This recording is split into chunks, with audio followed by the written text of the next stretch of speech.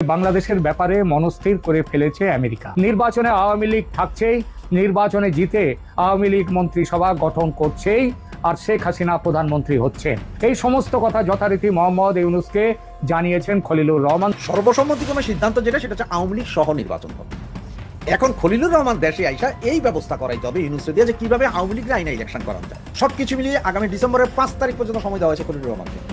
গণ অধিকার পরিষদের সভাপতি নুরুল হক নূর কালকে চাঞ্চল্যকর একটা মন্তব্য করেছেন। সেই মন্তব্যে যেটা উঠে এসেছে সেটা হচ্ছে যে আওয়ামী লীগকে রাজনীতি করার সুযোগ দিতে হবে, যারা অপরাধী না আওয়ামী লীগের তাদেরকে রাজনীতি করার সুযোগ দিতে হবে। অথচ নির্বাচন কমিশনও স্পষ্ট করে বলে দিয়েছে আসছে জাতীয় নির্বাচনে আওয়ামী লীগের অংশগ্রহণের কোনো সুযোগ নেই। কিন্তু হুট করে প্রভাবশালী বিদেশি উন্নয়ন সহযোগী এবং দেশগুলোর প্রতিনিধিদের কণ্ঠে সুর বদলের ইঙ্গিত।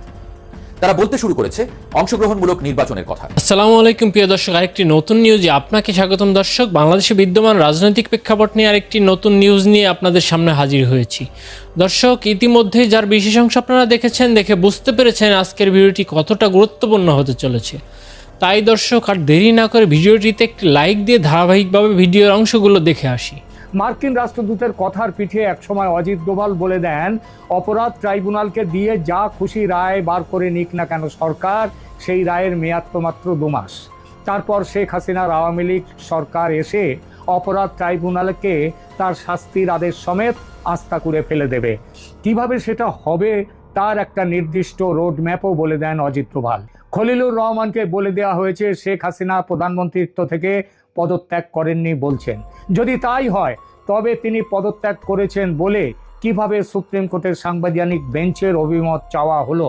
আবার বেঞ্চের বিচারপতিরা তখন সেনানিবাসে আছেন, তাহলে কবে কখন তারা শুনানি করলেন? পুরো ব্যাপারটা জালিয়াতি করে করা হয়েছে বলে আমেরিকা এখন দৃঢ়ভাবে বিশ্বাস করছে। এর অর্থ ইউনূস সরকার শুধু যে অবৈধতা নয়, এই সরকার হচ্ছে জালিয়াতির সরকার। বাংলাদেশের ব্যাপারে মনস্থির করে ফেলেছে আমেরিকা। আর এদিক সেদিক উঁকি ঝুঁকি দেয়া নয়, বাংলাদেশে যা করার সেটা করবে ভারত। ট্রাম্প সাহেব এটা বুঝেছেন, এইটা মাথায় রেখে বুঝেছেন যে চীনকে মোকাবিলা করার জন্য ভারতকে ইন্দো প্যাসিফিক অঞ্চলের একটি গুরুত্বপূর্ণ অংশীদার হিসেবে গুরুত্ব দিতে হবে এবং ভারতের স্বার্থকে নিজের স্বার্থ বলে না দেখলে চীন বিরোধী প্ল্যান সফল হবে না। ইন্দো প্যাসিফিকে বাংলাদেশের অবস্থান এমনই গুরুত্বপূর্ণ যে বাংলাদেশকে কোনোভাবেই চীনের কাছে ঘেঁষতে দেবে না আমেরিকা, ভারতও দেবে না। এই কাজটা এতদিন আমেরিকা নিজে করবে ভেবেছিল। তাই সেন্ট মার্টিনস, হিউম্যান করিডর, চট্টগ্রামে মার্কিন সেনা ছাউনি ইত্যাদি নিয়ে খুব মাথা ঘামাচ্ছিল আমেরিকা। এই মাথা ঘামানোটা আবার ভারতের পছন্দ নয়, এটা স্বার্থের সংঘাত। আমেরিকা তাই আঞ্চলিক প্রভু হিসেবে ভারতকে মেনে নিয়ে বাংলাদেশে তার নিজের প্ল্যান থেকে সরে এসেছে। বাংলাদেশে দেখবেন, খেয়াল করলে দেখবেন যে কয়েক মাস আগেও বাংলাদেশে মার্কিনীদের যে দাপাদাপি চলছিল সেটা এখন অনেকটাই থেমে গেছে, স্তিমিত। দ্বিতীয়ত, ব্যবসাদার মানুষ ট্রাম্প বাইডেন প্রশাসনের মতো নিজের নাক কেটে অন্যের যাত্রাভঙ্গে বিশ্বাসী নন। জঙ্গিতন্ত্র ও মৌলবাদের ঘোর শত্রু ট্রাম্প। বাংলাদেশ যেভাবে জঙ্গিবাদের কোলে ঢলে পড়ছে সেটা 7 সমুদ্র 13 নদীর দূর থেকে এসে তিনি থামাতে পারবেন না, এটা ট্রাম্প জানেন। এই জঙ্গিতন্ত্র থামাবার একমাত্র ক্ষমতা আছে ভারতের। তাই বাংলাদেশকে সঠিক রাস্তায় ফিরিয়ে আনতে, জঙ্গিতন্ত্র থেকে মুক্ত করতে ভারত ছাড়া তার সামনে আর কোনো পথ নেই। তৃতীয়ত, যে অর্থনৈতিক গাড্ডায় আজ পড়েছে বাংলাদেশ, এটা থেকে তাকে বাঁচাতে বড় কোনো অর্থনীতিকে আশ্রয় না করলে বাংলাদেশের অর্থনীতি দাঁড়াতে পারবে না। এই বিষয়ে ভারত আর চীন ছাড়া আর কোনো দেশ নেই আশেপাশে।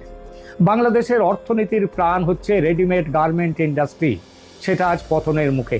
কাঁচামাল নেই, কারখানায় চাঁদাবাজি, আইন শৃঙ্খলা চূড়ান্ত অবনতি, ভিয়েতনাম কম্বোডিয়ার ব্যাপক প্রতিযোগিতা, ভারত থেকে ট্রান্সশিপমেন্ট সুবিধা বন্ধ হওয়া, সব মিলিয়ে বাংলাদেশের রেডিমেড গার্মেন্ট শিল্পের অবস্থা ভয়াবহ। আমেরিকা বুঝেছে ভারত পাশে না থাকলে বাংলাদেশ আরও নিচে নেমে যাবে, অতএব এখানেও ভারত ভরসা। আর এই সব বিষয়কে গুরুত্ব দিয়ে আমেরিকা ফিরে গেছে ফেব্রুয়ারির সেই দিনে, যখন ট্রাম্প মোদিকে পাশে বসিয়ে বলেছিলেন বাংলাদেশের বিষয়টা আমি প্রধানমন্ত্রীর ওপর ছেড়ে দিয়েছি, যাকে বলে ফ্রি হ্যান্ড দেয়া। সেটাই আর কি এখন সেটা কাজে হচ্ছে। এই যে খলিলুর রহমান দিল্লি এলেন, বৈঠক করলেন অজিত ডোভালের সঙ্গে, এই সবের পেছনেই আছে আমেরিকার সবুজ সংকেত। স্তরে। খলিলুর ডোভাল দ্বিতীয় বৈঠকটি হয়েছে 20 তারিখে আমেরিকা চেয়েছে বলে। সেখানে হাজির ছিলেন স্বয়ং সার্জিও গর, আমেরিকার রাষ্ট্রদূত তথা দক্ষিণ ও মধ্য এশিয়ায় আমেরিকার সরকারের বিশেষ প্রতিনিধি তিনি। সেই সভায় সার্জিও গর স্পষ্ট করে দিয়েছেন বাংলাদেশে ভারত সরকারের কি ভূমিকা হবে আগামী দিনে।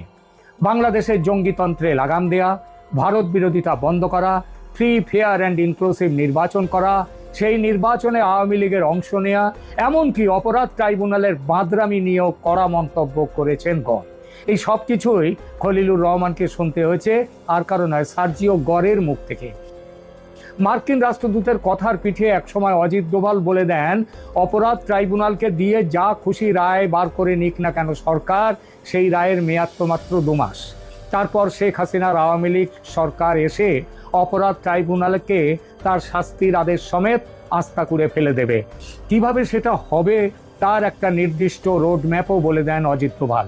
নির্বাচনে আওয়ামী লীগ থাকছেই, আর সেই নির্বাচনে প্রার্থী হিসেবে শেখ হাসিনার দাঁড়াবার সুযোগ পেলে তো কথা নেই। যদি তার প্রার্থীপদ বাতিল করে দেয় নির্বাচন কমিশন তাহলেও অসুবিধে নেই। নির্বাচনে জিতে আওয়ামী লীগ মন্ত্রিসভা গঠন করছেই, আর শেখ হাসিনা প্রধানমন্ত্রী হচ্ছেন। তখন নির্বাচনে দাঁড়াতে নতুন করে বাধা কোথায়? এই সমস্ত কথা যথারীতি মোহাম্মদ ইউনূসকে জানিয়েছেন খলিলুর রহমান। তবে ভালো করে একটু বিশ্রাম যে নেবেন তার আগেই ডাক পড়ল কাতারের দোহায়। দোহা এখন বিশ্ব রাজনীতির বড় মঞ্চ। সেখানে 4 পক্ষের মিটিং, ভারত, আমেরিকা, বাংলাদেশ আর মধ্যস্থতাকারী হিসেবে কাতার তো আছেই।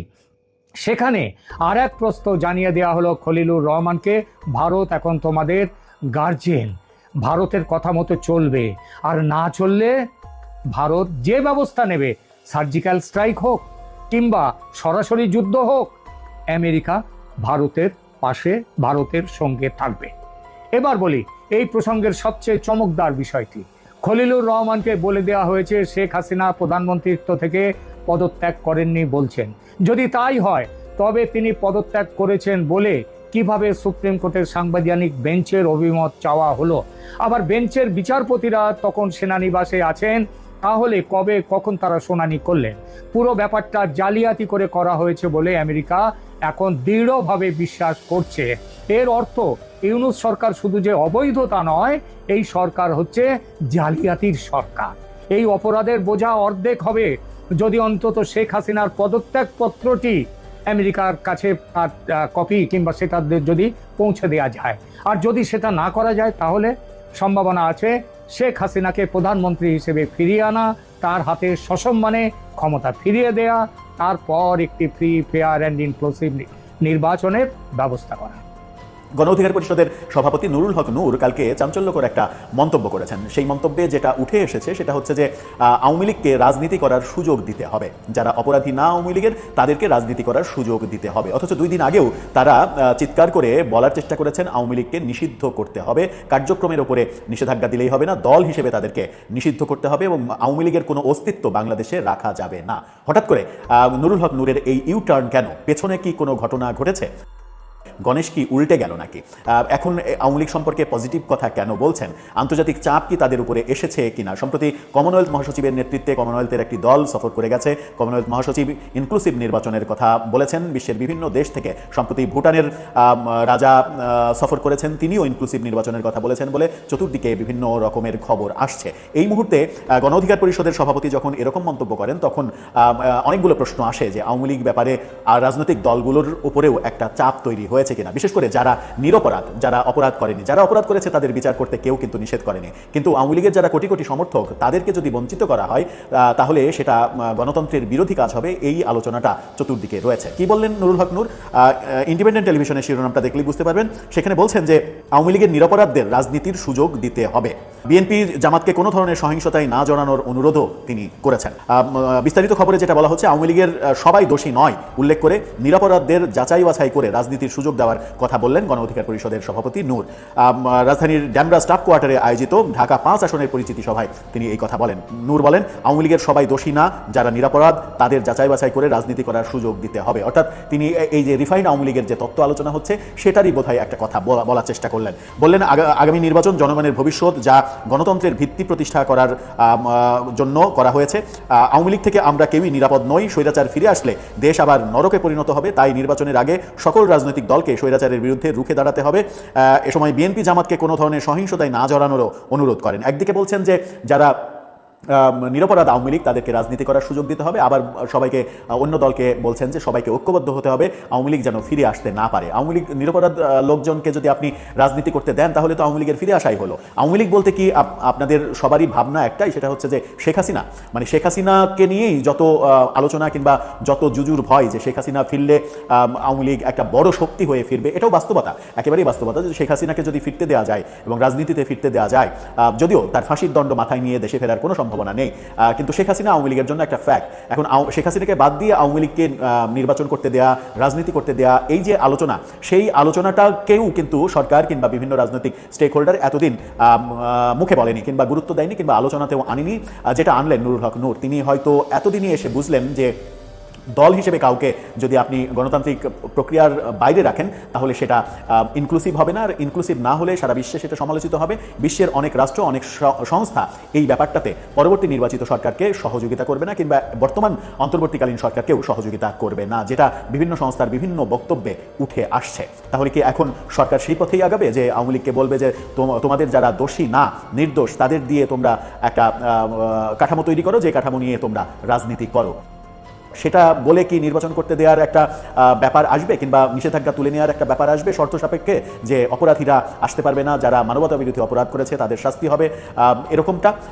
আমরা গতকালকেই দেখেছি যে প্রেস সেক্রেটারি শফিকুল আলম তিনি বলেছেন যে আসাদুজ্জামান খান কামালকে দিয়েই শুরু হবে। অর্থাৎ তার কথাই মনে হয়েছে যে ভারতের সঙ্গে তারা একটা সমঝোতায় আসছেন যে শেখ হাসিনাকে ফেরত দেবে না। এটা যেহেতু শেখ হাসিনার ব্যাপারে অনেকের একটা পজিটিভ অবস্থান রয়েছে সারা বিশ্বে, সেই কারণে আসাদুজ্জামান খান কামালকে অন্তত ফেরত দেন, একটা অন্তত আমরা ফাঁসি কার্যকর করি, তাহলে অন্তত জুলাই যোদ্ধারা বলতে পারবে যে আমরা একজনকে অন্তত ফাঁসি দিতে পেরেছি।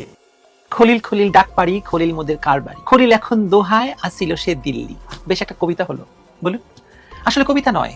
দিল্লিতে বেশ একটা চাপমূলক বৈঠকের পর দেশে ফিরেই কাতারের রাজধানী দোহায় গিয়ে পরিস্থিতির বিবরণ দিতে হচ্ছে রজার রহমান ওরফে খলিলুর রহমানকে, যার আনুষ্ঠানিক পদবি বাংলাদেশ সরকারের বা প্রধান উপদেষ্টার নিরাপত্তা উপদেষ্টা। দিল্লিতে যে বৈঠকে রজার রহমানকে বাংলাদেশের কারণে উপমহাদেশের নিরাপত্তা ব্যবস্থা বিঘ্নিত হওয়ার বিষয়ে জোর চাপ দেওয়া হয়, সেই বৈঠকে আমেরিকান দূতাবাসের নিরাপত্তা সংশ্লিষ্ট কর্মকর্তারাও ছিলেন। তারাই বিষয়টিকে নিয়ে দোহায় যাওয়ার পরামর্শ দিয়েছেন বলে জানা যায়। এখন দোহা থেকে তিনি কি নিয়ে ফিরবেন, কি দিয়ে ফিরবেন, কি পরিস্থিতি বদলাবে, পরিস্থিতি কোন দিকে যাবে, এসব বিষয়েই আজকের বিশ্লেষণ।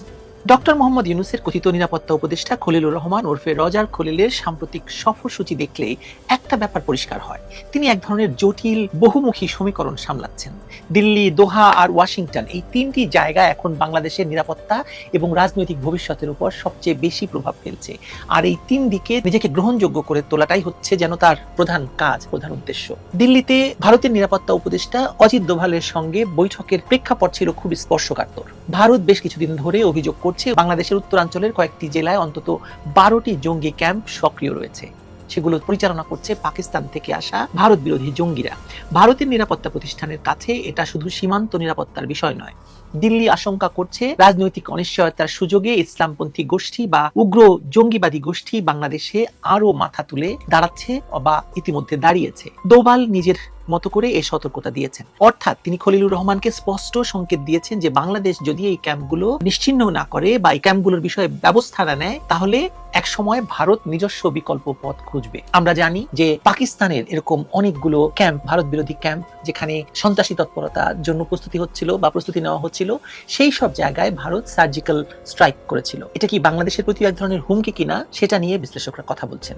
এর ঠিক পরদিনই কুমিল্লায় একটি সন্দেহভাজন জঙ্গি ক্যাম্পে সেনাবাহিনীর অভিযান দেখিয়ে দিয়েছে যে খলিলুর রহমান এই বার্তাকে, বিশেষ করে এই অজিত দোভালের বার্তাকে হালকাভাবে নেননি। এই খবর আমাদেরকে দিয়েছে একটি ভারতীয় গণমাধ্যম। তিনি জানেন, মানে খলিলুর রহমান জানেন যে দিল্লির সঙ্গে সম্পর্ক অস্বস্তিকর হলে সেটা বাংলাদেশের অভ্যন্তরীণ রাজনীতিতেও চাপ তৈরি করবে, বিশেষ করে এমন এক সময় যখন অন্তর্বর্তী সরকার নির্বাচন আয়োজন নিয়ে এক ধরনের অনিশ্চয়তার মধ্যে পড়েছে এবং রাজনৈতিক মেরুকরণ কঠিন পর্যায়ে পৌঁছেছে। কিন্তু আরো গুরুত্বপূর্ণ একটা প্রশ্ন উঠেছে তার দোহা সফরকে ঘিরে। গত এপ্রিল থেকে ৩-৪ বার দোহা গেছেন তিনি, আর প্রতিবারই সেখানে মার্কিন নিরাপত্তা কর্মকর্তাদের সঙ্গে তার বৈঠকের তথ্য সামনে এসেছে, যদিও ঢাকা কখনোই এই আলোচনার উদ্দেশ্য নিয়ে বিস্তারিত ব্যাখ্যা দেয়নি। দোহা এখন মার্কিন সামরিক এবং গোয়েন্দা নেটওয়ার্কের আঞ্চলিক কেন্দ্র। ওয়াশিংটন বাংলাদেশ নিয়ে ঠিক কি ভাবছে সেটা বোঝার জন্য দোহায় এই ধরনের বৈঠকের গুরুত্ব অনেক এবং অনেক বেশি। বাংলাদেশে ২০২৪ সালের রাজনৈতিক পরিবর্তনের পর যুক্তরাষ্ট্র সরাসরি খেলায় রয়েছে। মানবাধিকার, নির্বাচন, রোহিঙ্গা সংকট, মিয়ানমার প্রসঙ্গ সব মিলিয়ে যুক্তরাষ্ট্রের সঙ্গে বাংলাদেশের আলোচনায় নিরাপত্তা ইস্যু আবারও সামনে উঠে এসেছে এবং সবসময় এটি একটি প্রধান ইস্যু ছিল। বিশেষ করে ইন্দো প্যাসিফিক এই বলয়ে বাংলাদেশ এমন একটি ভূরাজনৈতিক অবস্থানে আছে যাকে প্রাধান্য না দিয়ে উপায় নেই। ভারতের উপায় নেই, আমেরিকার তো নয়।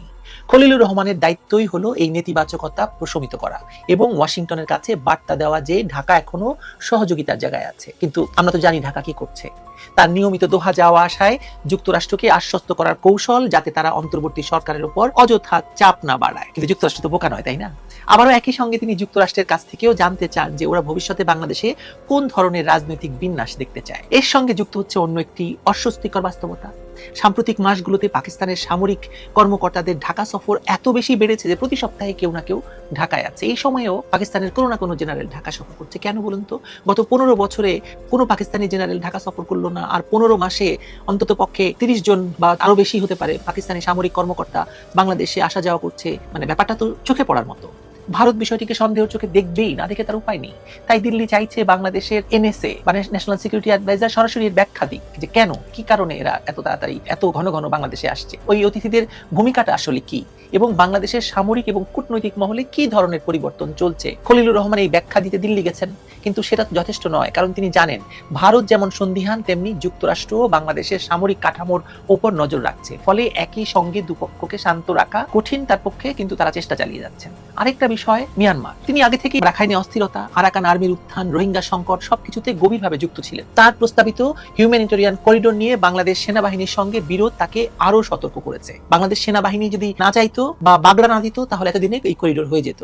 কিন্তু বাংলাদেশ সেনাবাহিনী সরাসরি বাগড়া দিয়েছে এবং সবচেয়ে বড় কথা, বাংলাদেশের সেনা প্রধানের উপরে এমন একজন অসামরিক ব্যক্তিকে বসিয়ে দেওয়া হয়েছে নিরাপত্তা উপদেষ্টা হিসেবে, যেটা তো বাংলাদেশ সেনাবাহিনী ভালো চোখে নেয়নি। ফলে একটা টানাপোড়েন তো আছে। তিনি এখন এমন অবস্থায় রয়েছেন যেখানে আঞ্চলিক নিরাপত্তা রয়েছে, যেখানে আঞ্চলিক নিরাপত্তা ইস্যুতে তাকে নরম এবং নমনীয় অবস্থা নিতে হচ্ছে। ভারত এবং যুক্তরাষ্ট্র উভয়ই রাখাইনের নতুন বাস্তবতা নিয়ে উদ্বিগ্ন, আর তিনি চাইছেন, মানে রজার রহমান চাইছেন, দুই দেশের আস্থাই বজায় থাকুক। রজার রহমান, রজার খলিল, খলিলুর রহমান, কত নাম তার, কয়টা কোনটা বলবো। দোহায় মার্কিন দিকের কাছে তিনি রাখাইনের সাম্প্রতিক পরিস্থিতি এবং ঢাকার অবস্থান ব্যাখ্যা করছেন বলেই ধারণা করা যায়। বাংলাদেশের অভ্যন্তরীণ রাজনৈতিক পরিস্থিতিও এই সফরগুলোর পেছনে অন্যতম কারণ বলতে পারেন। বিশেষ করে নির্বাচন সামনে, যদি নির্বাচন হয়, কিন্তু তারিখ তো এখন অনিশ্চিত। দলগুলোর অবস্থান বিভক্ত, অন্তর্বর্তী সরকার চাপে, আর যুক্তরাষ্ট্র চাইছে নির্বাচন অন্তত ন্যূনতম গ্রহণযোগ্য হোক, সকল দলের অংশগ্রহণে হোক। দিল্লি চাইছে এমন কিছু না ঘটুক যাতে সীমান্তে অস্থিতিশীলতা বাড়ে। দিল্লি স্পষ্ট করে বলছে যে আওয়ামী লীগ ছাড়া নির্বাচন নয়। এমত অবস্থায় খলিলের বস ডক্টর ইউনূস যে চরম বিপাকে পড়েছেন তাতে কোনো সন্দেহ নেই। বিশেষ করে পশ্চিমা শক্তিগুলি আবারও অংশগ্রহণমূলক নির্বাচন অনুষ্ঠানের বিষয়ে জোর দেওয়ায় বিষয়টি এখন তাদের কন্ট্রোলে নেই মোটেও।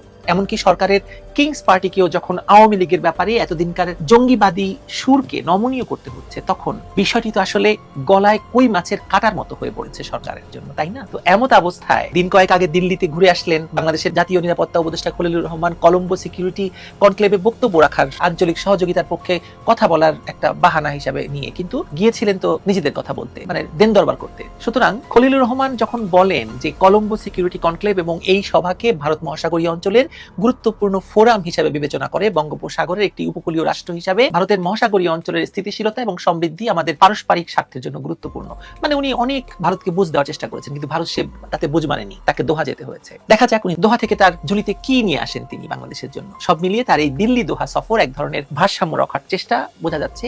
তিনি ভারতকে আশ্বস্ত করেছেন যে বাংলাদেশ জঙ্গি ইস্যুতে ঢিলা দেবে না, মানে পাকিস্তানের সঙ্গে থাকবে, আর যুক্তরাষ্ট্রকে বার্তা দিচ্ছেন যে বাংলাদেশে আঞ্চলিক নিরাপত্তার সহযোগিতা অব্যাহত রাখবে। আর নিজের দেশের রাজনৈতিক অস্থির বাস্তবতায় তিনি এমন একটা অবস্থান তৈরি করতে চাইছেন যাতে তাদের সেফ এক্সিট পেতে কোনো ধরনের সমস্যাই না হয়। তবে রজার খলিলের দোহা সফর যে ভারত, বাংলাদেশ, যুক্তরাষ্ট্র একটি বেশ ধুন্ধুমার বৈঠক হচ্ছে তার প্রমাণ আমরা পাবো রজার খলিলের দেশে ফেরার পর। এসব কথা তো তিনি আর সাংবাদিকদের সম্মেলন করে বলবেন না, দেখবেন সরকারের কিছু সিদ্ধান্তই তার প্রমাণ দেবে। যেমন দিল্লি থেকে ফেরার পরই সরকারকে জেরাই খান পান্নাকে শেখ হাসিনার পক্ষে আইনজীবী নিয়োগ করার সিদ্ধান্ত নিতে হয়েছিল। এখন পান্না সাহেব নিজেই সে দায়িত্ব থেকে সরে এসেছেন, তার মানে ঘটনাটা স্বাভাবিক নয়। কোনো না কোনো পক্ষ পান্না সাহেবকে চাপ দিয়ে থাকবেন। কারা তারা সে প্রশ্ন না তুলেই বলি যে এবার ইউনূস সরকারের অবৈধ এই ট্রাইব্যুনাল কি করবে বলুন তো? কাকে নিয়োগ দেবে আইনজীবী হিসাবে? সেই সদা হাসি মুখ ফাঁসির দাবি চাওয়া আইনজীবী চাচাকেই? তাতেও কি এই আদালতের ইজ্জত রক্ষা হবে? যা হোক, রজার খলিল ফিরুক, তারপর দেখা যাক। দর্শক, আশা করি না টেনে সম্পূর্ণ ভিডিওটি দেখেছেন এবং বুঝতে পেরেছেন কি হতে চলেছে। দর্শক, রাজনীতির এই খেলায় কি হতে চলেছে আপনাদের গুরুত্বপূর্ণ মন্তব্য আপনারা কমেন্ট সেকশনে দিয়ে যাবেন। পাশাপাশি যদি চ্যানেলটি সাবস্ক্রাইব না করে থাকেন, অনুগ্রহপূর্বক চ্যানেলটি সাবস্ক্রাইব করবেন এবং পাশে থাকা বেল আইকনটি বাজিয়ে দেবেন।